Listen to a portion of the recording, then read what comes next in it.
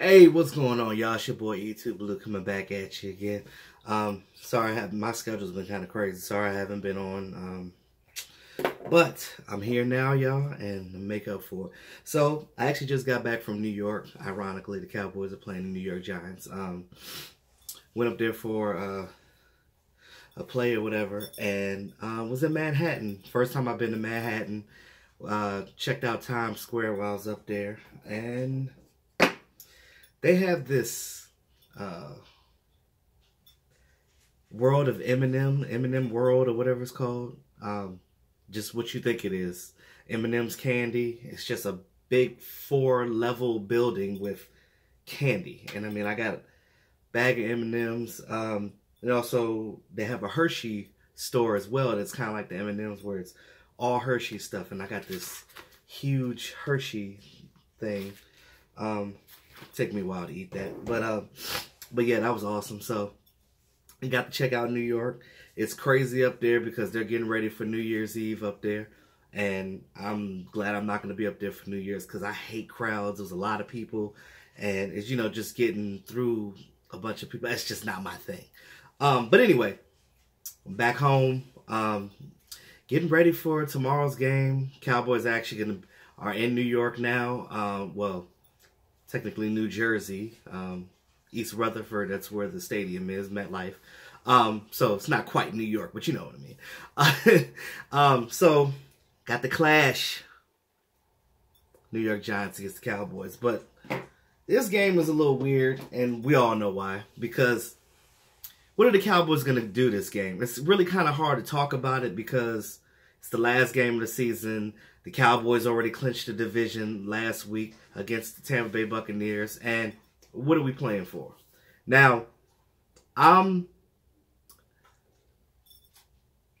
dog's over here chewing. I'm avid and I'm big on just playing. You know what I mean? Like, I love to see football, no matter if it's an exhibition game or whatever the situation. I want to see you play.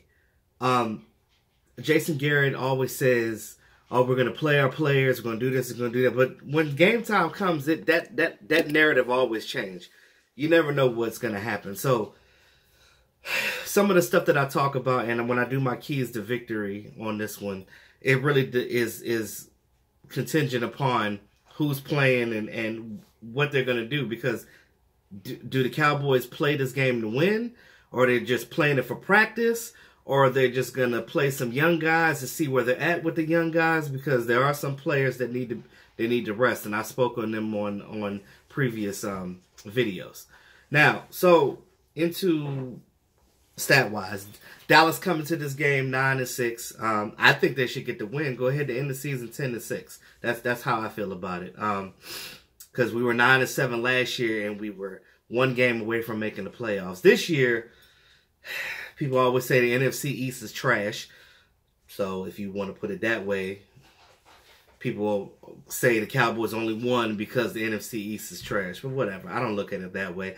The Giants, when they get a better quarterback, I'm sorry that I said it, they're going to be a team to contend against in the future because they got that young boy Saquon Barkley, and he's definitely come to play. Regardless of what's going on with his team, he put up some great numbers, and I'll get into that in a moment. The Redskins, the Redskins were on a roll before Alex Smith got hurt. They were actually, the Redskins, I have to give them credit, they were actually doing a damn thing. They had unfortunate situations with not one, but two quarterbacks and going down injuries like that. And, they didn't trust Mark Sanchez, so they got Josh Johnson. And he's been okay, but, he's still new to the team, so he's still trying to learn the offense. They're eliminated from the playoff contention. The Giants are eliminated from playoff contention. The Eagles, of course, defending Super Bowl champs. I hate to say that. But yeah, defending Super Bowl champs. Me personally, I think that their backup is better than their starter. Now, that's for interpretation. But I feel like as far as the scheme that they run, I feel like Nick Foles fits that better than Wentz do. And I heard a story that they actually might not re-sign Nick Foles after this season. So that's stupid because you got a great backup. And, I know some Cowboy fans that feel like they'll rather see Wentz play than Nick Foles, and that's crazy. You'll rather see the starter play than the backup. That's interesting.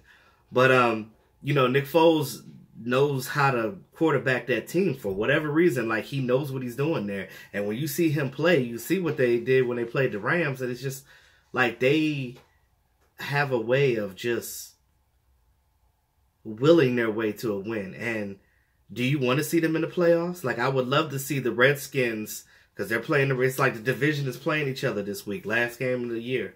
And I feel like I will never say I'm a Redskin fan, but I'm kind of rooting for the Redskins this week because I actually want to see them knock off the Eagles, because you look at it like this. They knock the Eagles off, they're out of playoff contention. We ain't got to worry about them. You look at where we're at with playoffs right now. Right now, it looks like we're either playing Seattle or Minnesota. Which one would you rather play? I know some of you guys said that you'd rather play Minnesota, but you look at and I kind of feel like halfway on both of them, so I'll explain that. So I feel like with Minnesota, if we play against Minnesota, they have a great defense. Now, their defense, with Xavier Rhodes and Daniil, what is his name? Daniil Hunter, or whatever his name. Spelled like Danielle. I used to call him Danielle, but Daniil Hunter. But they have some guys in their defense that they can definitely stop your offense. Now, you look at what they have on offense, nobody's really afraid of Kirk Cousins, but, they got a dynamic wide receiver out there with Stephon Diggs, and, he went to school here in Maryland, at Maryland University, and, I watched him during his college career. He's always been a beast, but, I guess I would rather play Minnesota because, we played them before, and we kind of know how to play them. We also know how to play the Eagles, too, because they're in our division. But do you want to keep playing them over and over again when you don't have to? In the playoffs, that is. It's like, oh, my God, they're like that gnat at the barbecue that just won't go away. It's just in your face, just annoying as hell. But do you want to play them with Nick Foles at the helm? Because it feels like we have a better chance beating them with Wentz than we do with Foles. Again, Foles is a different type of quarterback than Wentz is. I'm not going to say that he's better than Wentz, but he definitely has a different dynamic that he brings to the table that Wentz doesn't. Now, Wentz had to adjust his game slightly because of injuries and stuff that he had, but that's neither here nor there. Back to the story at hand. So, like I said, Cowboys come in this game 9-6. I would love for them to win this game out, become 10-6. The Giants are 5-10. They're out of it. They really don't have nothing to play for outside of beating the Cowboys. And, everybody in the division wants to beat the Cowboys. And it's like we hear this narrative every week in, week out. No matter what a team in the division that we play, it's always something different. So as far as offense, defense, passing, and rushing. So offensively, the Cowboys right now are 23rd in the league. Ouch. We got to do better. I've said over and over again how I feel about Linehan and the things that Dak needs to get better on. I feel like Dak's not going to get better unless he has somebody out there coaching him and helping him to be better.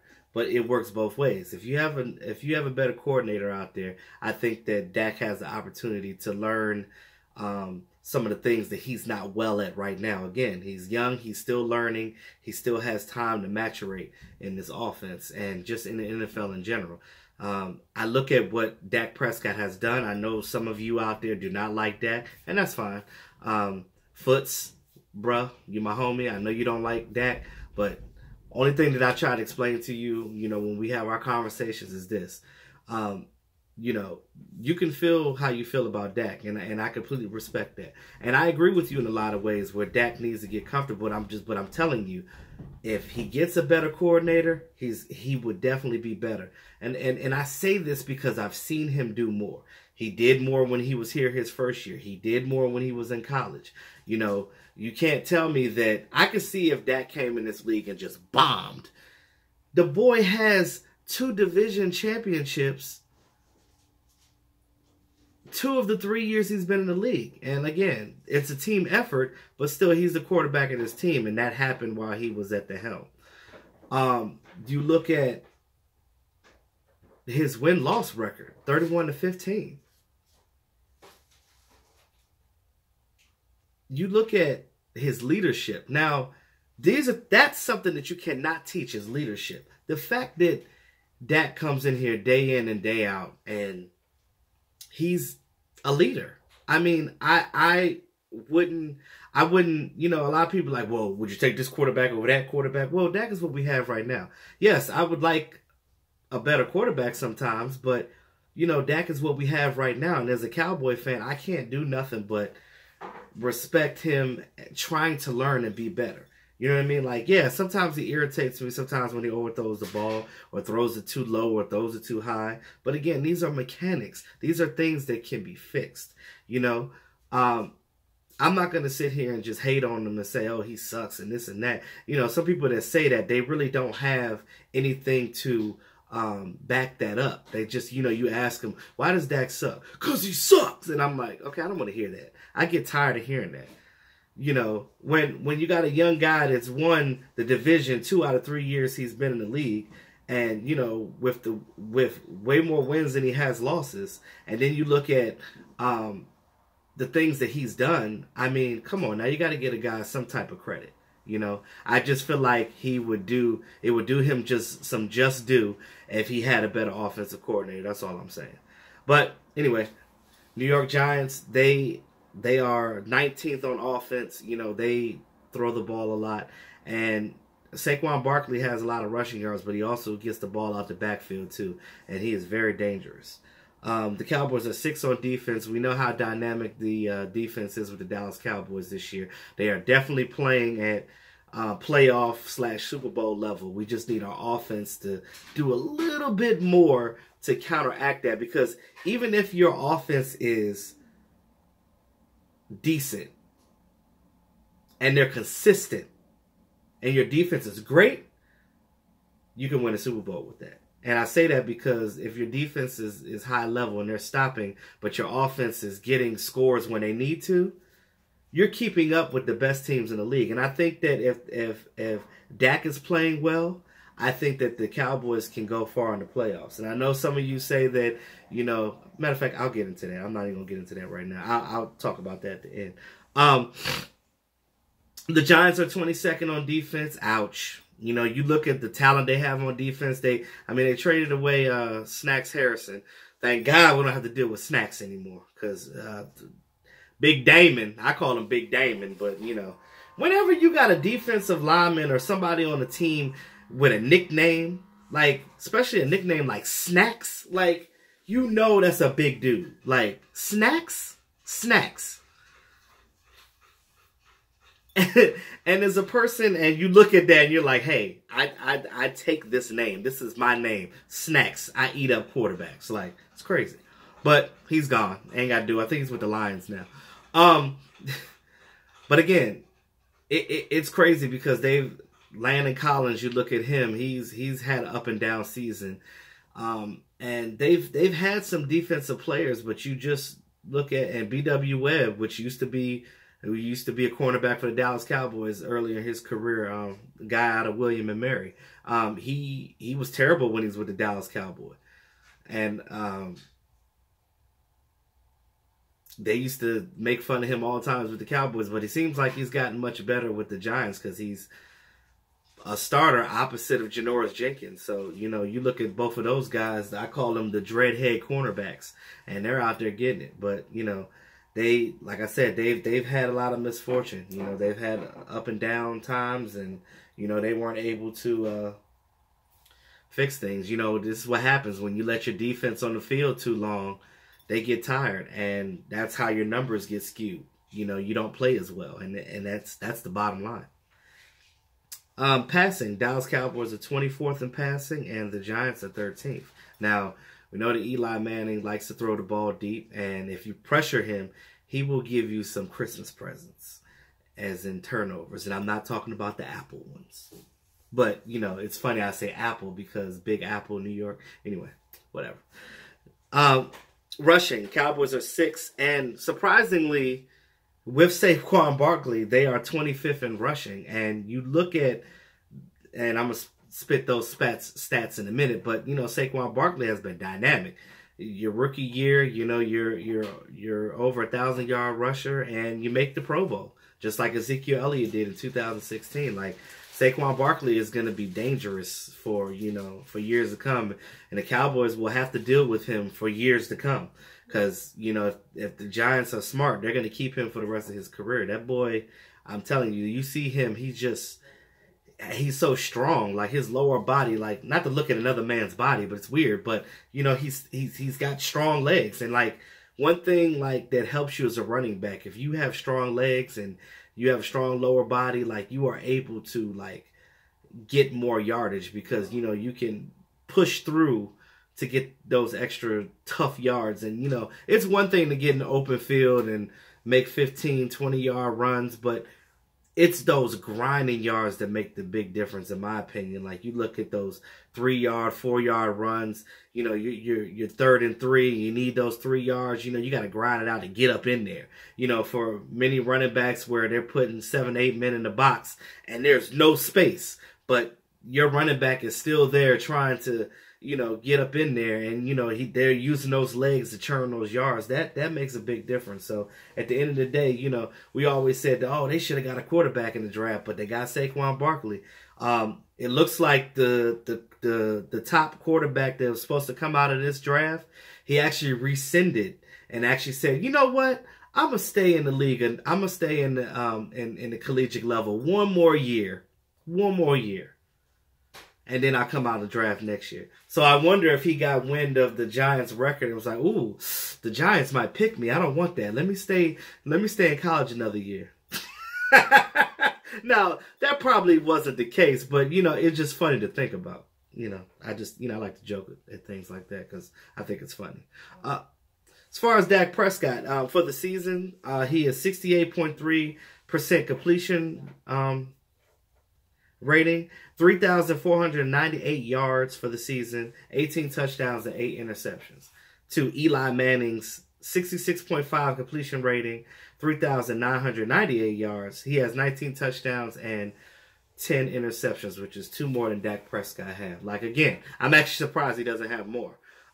Because, again, the way Eli Manning is, he throws the ball away a lot. And you put that pressure on him, you got it. Ezekiel Elliott, 304 attempts, 1,434 yards, 6 touchdowns, rushing, that is. And, he can get up to 1,500 yards if they allow him to this game, but we'll see what happens with that. I don't know if they'll let him do it.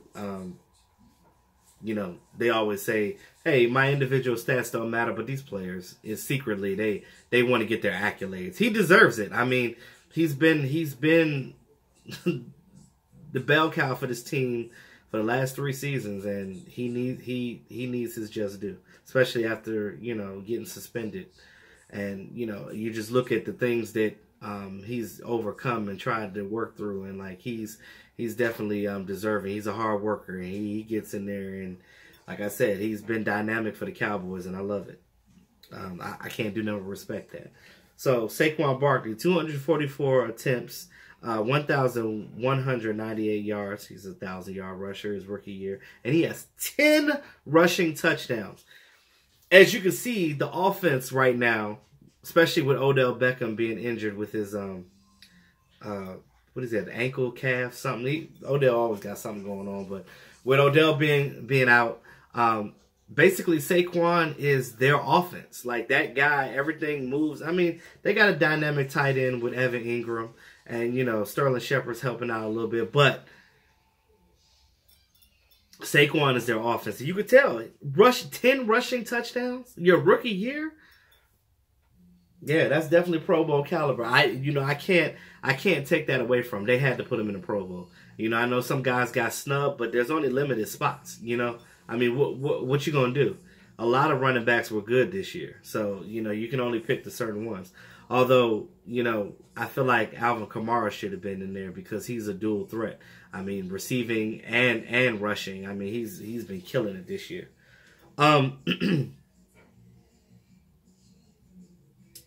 Amari Cooper, 70 receptions, 974 yards, and 7 touchdowns. Now, 6 of those were with the Cowboys. 1 of them was with the Raiders.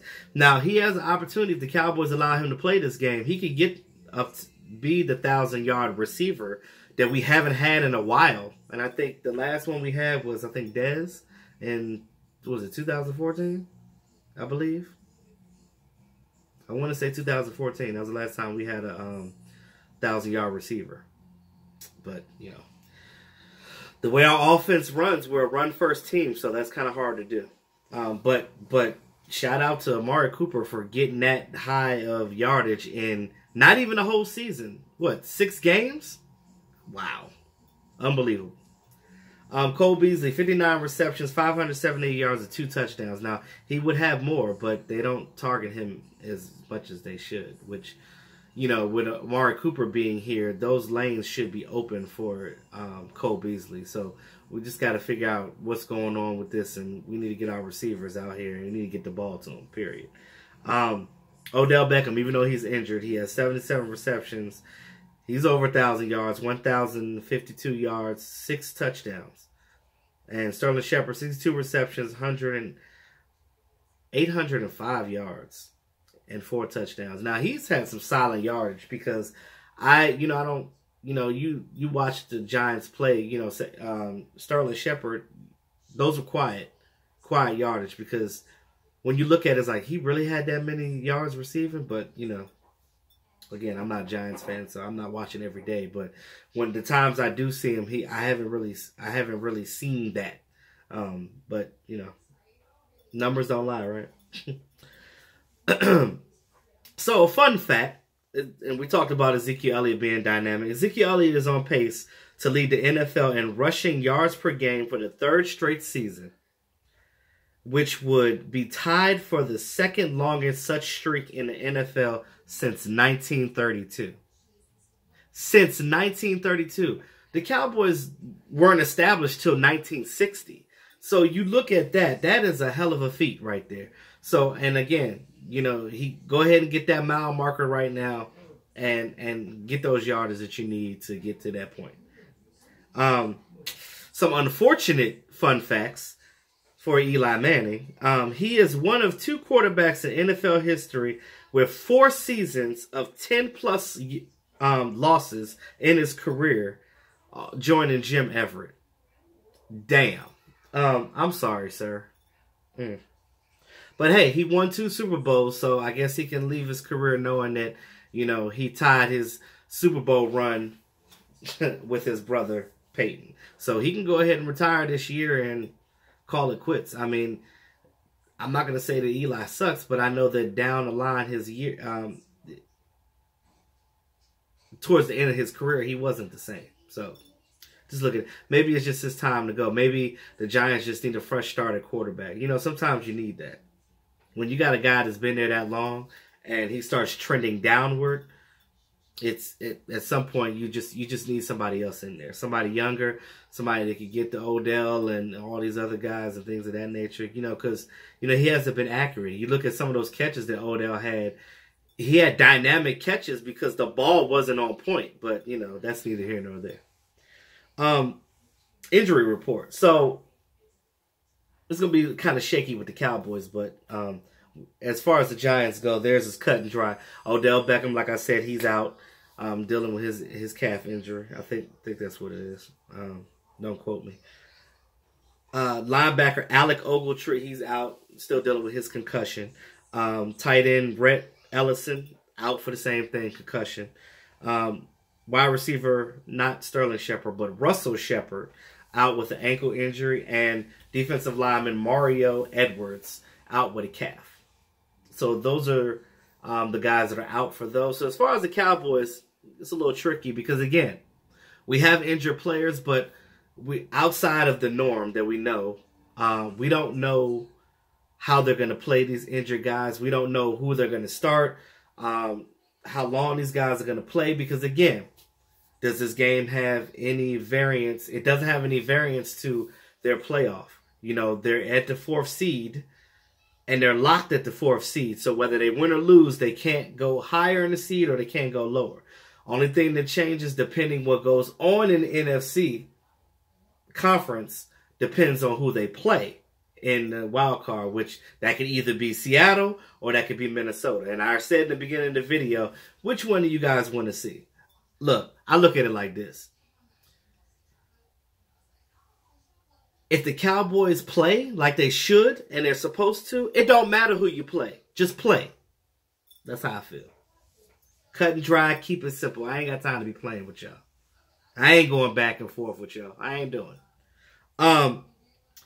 The Cowboys. So Zach Martin, he's questionable. He should be out because if we're going to rest anybody, you need to rest Zach Martin because he's got to get ready for the playoffs. Period. There's nothing else to say about that. David Irving out. Look, he's been dealing with his little injury and his personal problems. Look, you are paid to play football. I know you ain't injured no more, bro. I know you got issues going on with your baby mama, but bro, you are an NFL player. You get paid by playing. The issues that you have going on in your personal life will be fixed if you get paid. It's not like somebody died or anything like that, which would be terrible. But it's not like you're mourning. Like, this is your job. If you want to play football, if your heart's not in it no more, then go to Jerry Jones and tell him, hey, I don't want to do this no more, bruh. You know me, I keep it real, y'all. Like, I love David Irving to death, but I'm tired. I'm just tired. Like, it is talent wasted. Like, so much talent, y'all. So much talent. And he could be doing so much more. But he's not helping the Cowboys because he's not playing. You got guys out here on the field like DeMarcus Lawrence that's been dealing with a torn labrum, partially torn labrum this whole season and playing every game at a high level. Tyrone Crawford goes out there and has a scare. We thought that, you know, he broke his spinal cord or something. Thank God that he's you know, not hurt. You know, thank God he's okay. He's going to be fine. But he's out there playing his hardest. Why your butt not out there? That's all I got to say. Tyrone Crawford, I just said that. He's definitely going to be out. They're not going to chance that, you know, you get an injury like that with your neck. Like, that's scary. You know, you get taken out in the stretcher. You rest him for playoffs. Rest him. He needs it. And although he's smiling and walking around the facility and seeming like he's fine, they did a good job. Rest him. Anthony Brown is questionable. You know, he was dealing with those back spasms. But, like I said in the last video, they activated C.J. Goodwin, our special teams ace that is a gunner. He can provide depth at the cornerback position on defense. And he could be a good guy on your punts and kickoff to help out Tavon Austin as well. Speaking of Tavon Austin, he's been practicing this week, so he's going to play this week. So we're going to see it's a Tavon Austin sighting, y'all. So, yeah, we good on that. We're going to see Tavon this week, and that's a good thing. Let's see how they play him. I want to see a lot of Darius Jackson. I want to see some of these players that we have not seen this year. Put Rico out there. Do something. Like, come on. Let's stop with this same old every week. And, again, I'm going to keep saying it until I'm blue in the damn face because that's how they're going right now. If you guys aren't doing what you're supposed to do as a team, as a coaching staff, and getting the right players out there playing, then I don't know what the hell to tell you. It's ridiculous. So my keys to victory, a bit skewed because, like I said, I don't know if these keys to victory really matter because are the Cowboys playing to are they just going to be practice for them? Are they going to play like an exhibition? But again, if it were me, go ahead and win this game, be 10-6, end it. So I'm going to say it anyway. So I only got 4 because whether they matter or not, contain Barkley because you know that Saquon Barkley is their offense. That is the guy. Got 10 rushing touchdowns this season. You got to slow him down. You ain't going to stop him. but slow him down a little bit. Linebacker is going to be key in this game. Leighton Vander Esch, Jalen Smith. I call them the Smash Brothers. Get in there and smash them. Number 2, put pressure on Eli. I said it before. You pressure Eli, he's going to throw you some picks. Point blank. 3, this is a big one. And regardless if it's an exhibition, if you don't play the game to win or not, minimize penalties. These penalties have been ridiculous. Like, it's like every other play. Like, Dak Prescott will throw the ball deep. Or Ezekiel Elliott will have a 25-yard run and it's negated by an offensive lineman holding or whatever the case may be. False start, holding, blocking the back, whatever the case, but stop it. Minimize these penalties. And I know sometimes the refs are just calling stuff because they don't like the Cowboys, but for whatever reason, don't give them a reason to call it. Make it hard for them to call a penalty. That's all I'm gonna say. Get the ball to open receivers. Dak Prescott's got to get that ball out sooner. He's holding on to the ball too long. Stop with that hesitation stuff. When you see that guy getting open, give him the ball, because if you wait till he gets open, by the time the ball gets to him, the cornerback or the safety or whatever the case may be, the DB will close in and make a play on the ball, and you don't want that. So, like I said, get the ball to open receivers. Get it to them on time. Stop throwing the ball too high. Stop throwing it too low. Get it to the receiver where he can catch it. And the receivers also have to make sure they catch the ball, especially the tight ends. Catch the damn ball. So that's all I got with that. Let me know what y'all think. I'll be at Mark's house tomorrow for the game. It should be interesting. My man Bo, shout out to Bo. I think Bo had some tickets to the Redskins and Eagles game because it's here. And, I live 15 minutes away from the stadium. I said, look, I was probably going to go to that game, but I think they're playing about the same time Cowboys is, or maybe they're not. I don't know, but we're playing at 1 tomorrow. So we have another early game. But I still rather see my boys play. If my boys are playing, whether we think it matters or not, I'd rather see my team play. But it is what it is. But game predictions, does it matter? I guess for shits and giggles. Cowboys 24, Giants 10. How about that? But again, it doesn't matter because we don't know what we're gonna do. We can end up losing the game because we didn't play nobody. But I know if Cooper Rush comes out there, some of you guys has been calling for Cooper Rush to play. If he starts struggling, don't sit here and tell me that he's better than Dak. But it is what it is. With that being said, y'all, thanks again to all my subscribers. I appreciate you guys. You guys have been awesome throughout this time. I hope you guys are enjoying your holiday break. I know I am. And I know I'll talk to you before New Year's Eve, but for now, you got whatever you guys do for New Year's Eve. Please be safe, y'all. Don't go out there and do nothing stupid. Have fun, family, friends, hang out. Enjoy the new year as we head into 2019. Can you believe it? 2019 already. Like, I remember 2K. You remember in 2000 when the clock struck 12 and everybody's worried about the computers breaking down, the lights gonna go out, it's gonna be like a fallout, the world's gonna end. We were so stupid back then. All the computers was gonna fail. Like, it's funny. We went from that, and now 19 years later, wow. I was in high school in 2000, and yeah, wow. With that being said, y'all, it's your boy E2 Blue, always keeping it real. Let's go Cowboys. Even though it don't matter, but let's go Cowboys anyway. I'll talk to y'all tomorrow. Y'all have a great evening.